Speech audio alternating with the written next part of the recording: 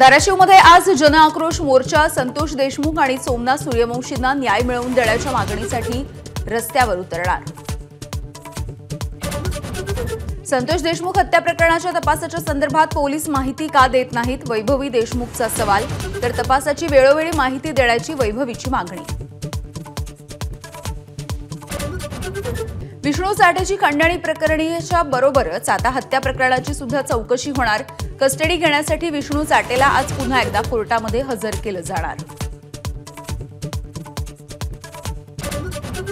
वाल्मिक कराडच्या नंतर आता मुलगा सुशील कराड सुद्धा अडचणीत। सुशीलने मॅनेजरच्या घरामध्ये घुसून पिस्तुलाच्या धाकानं लूट केल्याची तक्रार।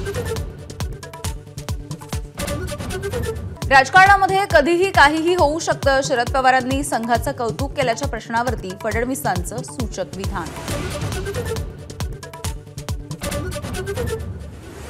राष्ट्रवादीचे मंत्री पुन्हा एकदा भरवणार जनता दरबार। राष्ट्रवादी प्रदेश कार्यालयामध्ये दर मंगळवारी, बुधवारी आणि गुरुवारी सोडवणार जनतेच्या समस्या।